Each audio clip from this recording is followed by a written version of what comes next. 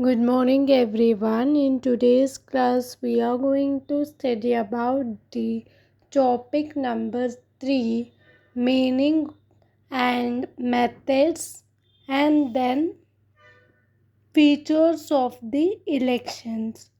So let's begin today's class.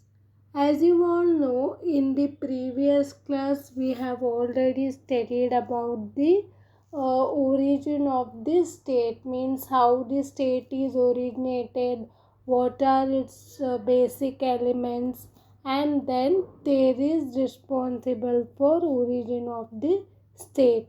In today's class, we are going to discuss about the introduction of the election and then meaning, later on types of the election, then methods and the features of the direct and indirect elections. So let's begin today's class. First, the meaning of the election. Election is an process by which the voters choose their representative to hold the public office for the period of 5 years. As you all know, in the ancient period, there was no election system. There was a kingship which was hereditary, and the king was the main person. He used to rule the state. The main aim of king is to look after the welfare of the subject and protect them from danger. But since kingship was hereditary, the qualification of king does not matter whether the king is wise or he is not educated. This kingship is hereditary. After the father, son used to rule the kingdom, and people used to obey him silently because they have no right to express their opinion. This was during the ancient period, but in the modern period, that's in 21st century, now this situation has totally changed. As you all know, elections are came into existence. Now people have full pledged authority to choose their rulers, and they will appoint them for period of 5 years. So once again, election is a process by which voters choose their representatives to hold a public office for period of 5 years. Then what is the meaning of the election? Let's have a look. The term election is basically derived from Latin word elegere, which means to choose or to pick. And then election is the process by which democracy has been working since 17th century, and voting was the process used in ancient Greece and Rome to elect the Roman Empire and holy popes. Now let's have a look at types of the election. In that first one, general election. As you all know, all the eligible voters take part directly in the general election. They will vote for their favorite candidate for the period of 5 years. Next, midterm election. When the after the election, when government forms, in case of any disturbance, uh, government fails to fulfill the demands of the people, then people will dethrone the that government. During that period again the elections will be held. This election is called as midterm election. Now, re-election, third one. Re-election will be held when there is any disturbance like vote capturing and misuse of voting. At that time, the re-elections is held. Now, last point, by-election. By-election is held when suddenly the person will give up the position, or a particular minister, uh, due to his sudden death, we have to conduct the by-election in order to fill the vacancy. Now let's have a look at the methods of the election. Modern democratic system has adopted two methods of the election, that is, first one, direct election, wherein all the eligible voters of the India who had attained the 18 years, earlier voting age was 28 years, but now it was reduced to 18. They will take part directly in the election and choose their representative to form the government for the period of 5 years. This is known as direct election. Now, second one, indirect election, wherein people elect their representative to choose the members. This is known as indirect elections.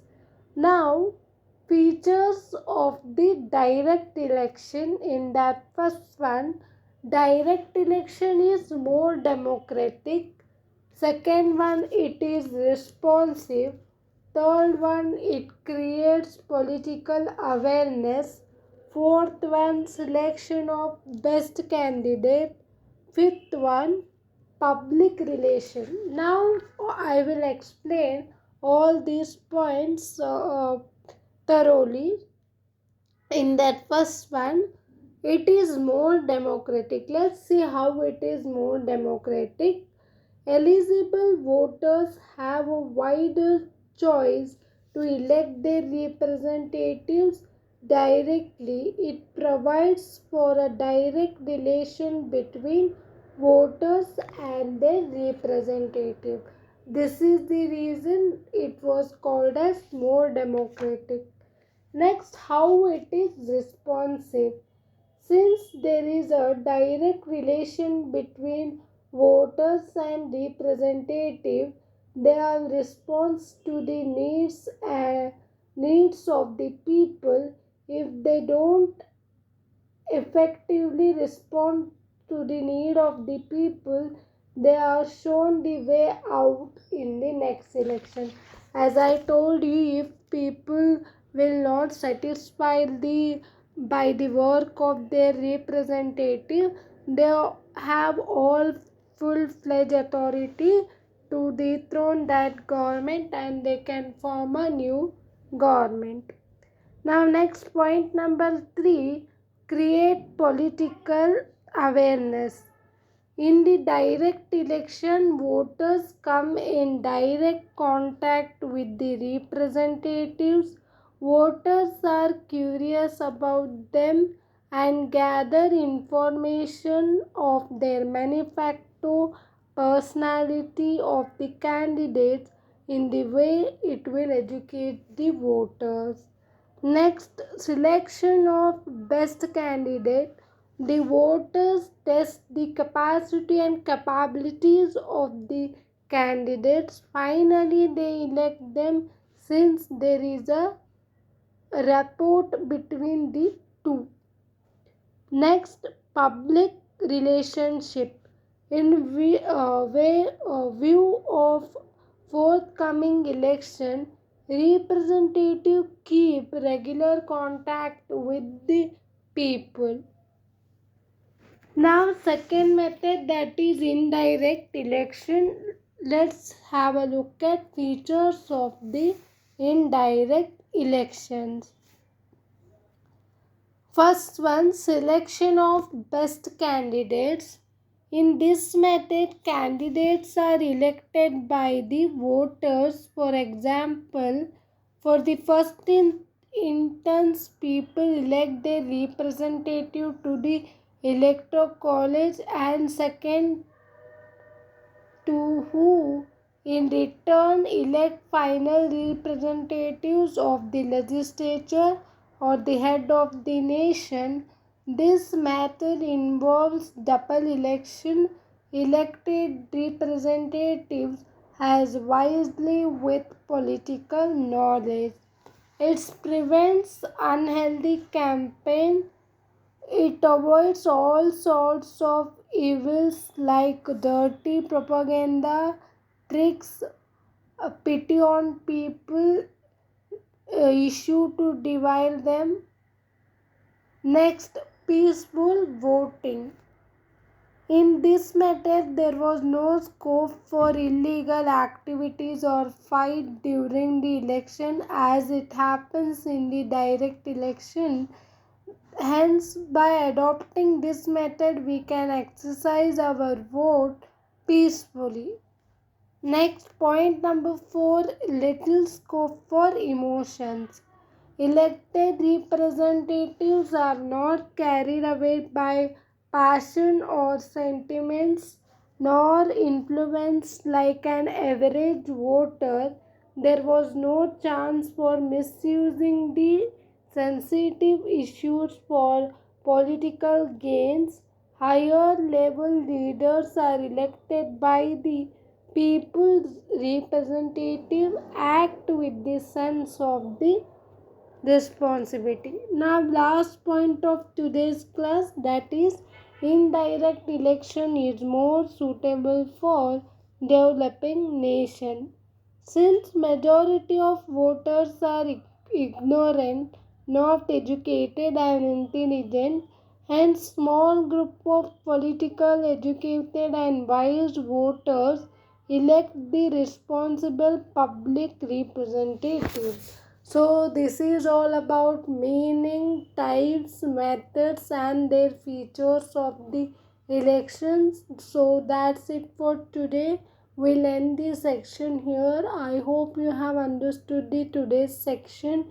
If you have any doubts, please comment me below in the text box. I will definitely clear your doubts in my upcoming section. See you all tomorrow, and please do subscribe to my channel for more interesting and informative posts in the upcoming section.